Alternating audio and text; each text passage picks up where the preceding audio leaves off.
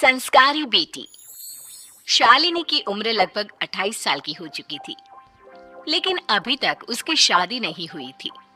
शालिनी के mummy papa सरला और महेश जी ने कभी उसकी शादी के लिए कुछ ज्यादा कोशिश भी नहीं की।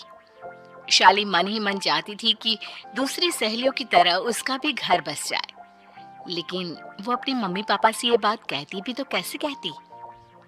माँ जानती है, मेरी सहेली है ना शीतल, उससे बेटी हुई है, बड़ी प्यारी बच्ची है उसकी। अरे ये तो बहुत अच्छी बात है। उसकी शादी भी तो 4 साल पहले हो गई थी ना।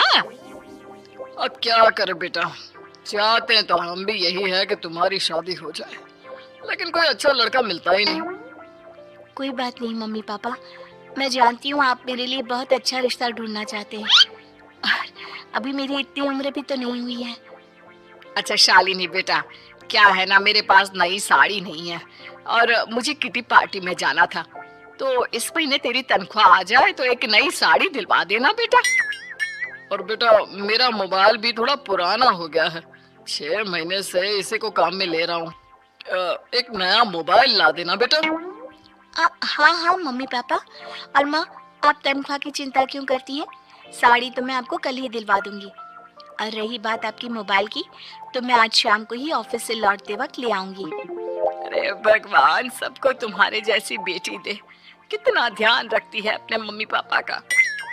पापा, आज आप दुकान नहीं जा रहे हैं क्या? वो क्या है ना बेटा, मेरे सर में जरा दर्द हो रहा है, इसलिए आज दुकान जाने का मन नहीं है।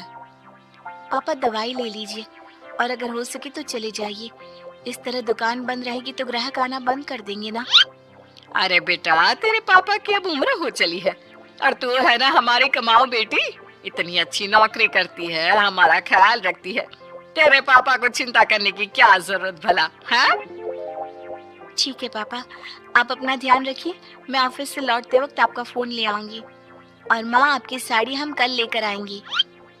शालिनी के जाने के बाद क्या करे, शालिनी के लिए सच में कोई लड़का ढूंढकर उसकी शादी करवानी है क्या? अरे पागल हो गई हो क्या? वो शादी करके इस घर से चली गई तो हमारे खाने के लिए पैसे कहाँ से आएंगे? जानती हूँ वैसे भी आपको ना दुकान पर जाने में, काम करने में आलस आता है, अच्छे से पहचानती हूँ आपको। हाँ तो क्या हुआ, बेटी नौकरी करती है, जब बच्चे माँ बाप की कमाई पर मजाक कर सकते हैं, तो क्या माँ बाप बच्चों की कमाई पर थोड़े दिन चैन से जी नहीं सकते? अरे वो तो हम जी रहे हैं ना, देखा ना, हमारी बेटी एक ही बार में हमें मोबाइल और साड़ी दिलाने के लिए कैसे फट से तैयार हो गई। एक दिन सरला की एक पड़ोसन अपने भतीजी का रिश्ता लेकर सरला के घर आती है। सरला बहन, ये मेरा भतीजा है प्रशांत, इसके लिए रिश्ता ढूंढ रही थी बहुत दिन से। अचानक से तुम्हारी बेटी का ख्याल आया, इतनी सुंदर और अच्छी नौकरी वाली लड़की है, मुझे तो बहुत पसंद है। अरे तुम्हारे पसंद करने से क्या होता है, मेरी बेटी को भी तो तुम्हारा भतीजा पसंद आना चाहिए ना। हाँ हाँ, ऐसे थोड़ी ना कि तुम्हें हमारी लड़की पसंद आ गई और हमने रिश्ता कर दिया। मेरा भतीजा बहुत बड़ी कंपनी में जॉब करता है।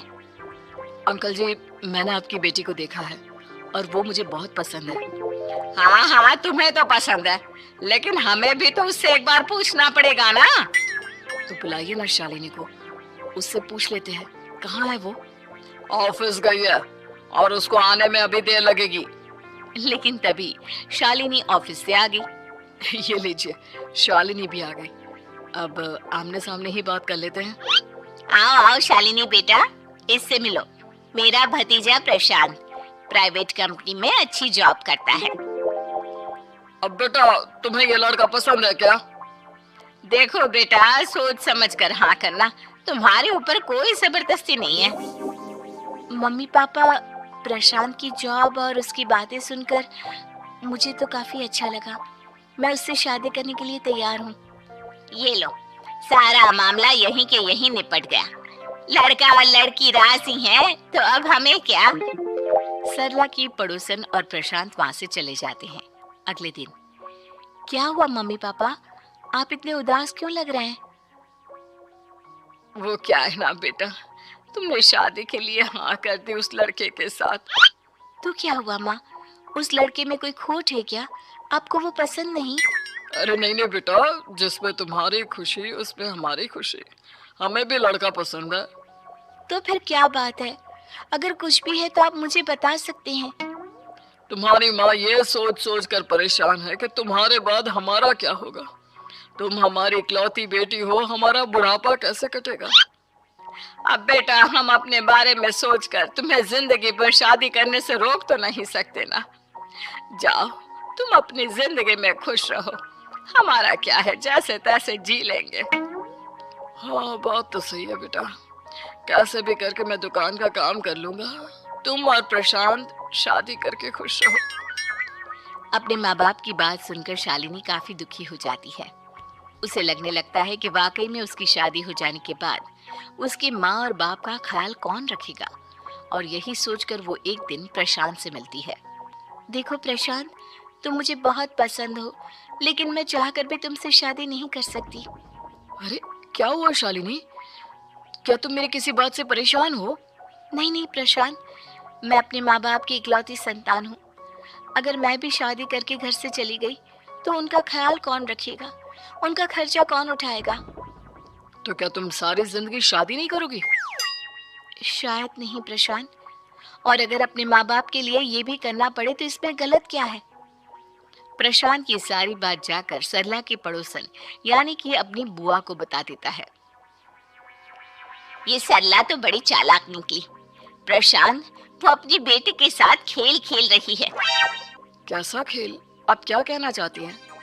अरे शालिनी बहुत सीधी और संस्कारी लड़की है, लेकिन ये सरला और महेश एक नंबर के चालाक हैं। बुआ जी, आपकी बात सही है, लेकिन अपनी बेटी के साथ भला कोई क्यों चालाकी करेगा? वो तो मैं तुझे कल बताऊंगी। तो कल सुबह मेरे साथ शालिनी के घर चलना। और फिर अगले दिन। क्या हुआ सरला बहन, तुम्हारी बेटी ने तो शादी के लिए मना कर दिया। अब पता नहीं बहन जी क्यों मना कर दिया।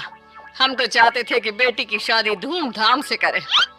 हमारी तो बहुत इच्छा थी कि शालिनी की शादी प्रशांत के साथ हो जाए, लेकिन अब क्या करे, वही नहीं चाहती। आंटी जी, शादी के बाद मुझे अपने माँ बाप की बहुत चिंता रहेगी। उनका ख्याल कौन रखेगा? और इसलिए मैं प्रशांत तो क्या, किसी से भी शादी नहीं करना चाहती। अंधी हो गई हो क्या माँ बाप के प्यार में? पहले जरा अपने माँ बाप से सच तो पूछ लो। कैसा सच? यही सच शालिनी, कि ये तुम्हारे सगे माँ बाप नहीं है और तुम इनके लिए सिर्फ पैसे कमाने का एक जरिया हो। अरे अरे, ये तुम क्या कह रही हो? सच ही तो कह रही हूँ भाई साहब। अब सीधे सीधे अपनी बेटी को अपनी सच्चाई बताओगे या फिर मैं कोई दूसरा तरीका निकालूं? हमें माफ कर दो शालिनी। वो क्या है ना, हमारी कोई औलाद नहीं थी और जब तुम छोटी थी तो हमने तुम्हें गोद ले लिया था। तो इस नाते तो मैं आपकी बेटी ही हुई ना। लेकिन तुम्हें गोद लेने का हमारा सिर्फ एक ही मकसद था कि बड़ी होकर तुम नौकरी करो और हमारे लिए पैसे कमाओ, क्योंकि तुम्हारे पापा को काम करने में बहुत आलस आता है। और ये सच है कि हम ही नहीं चाहते थे कि तुम्हारी कभी भी शादी हो। कोई बात नहीं मम्मी पापा, आपने मुझे गोद लिया, पाल पोस कर बड़ा किया। भले ही उसके पीछे आपका कोई भी इरादा सही, लेकिन मैं आपकी बेटी हूँ। शादी तो मैं प्रशांत के साथ कर लूंगी, लेकिन उसके बाद भी जिंदगी भर आप दोनों का ख्याल रखूंगी। शालिनी की बातें सुनकर सरला और महेश को अपनी गलती का एहसास होता है और वो उससे माफी मांगते हैं।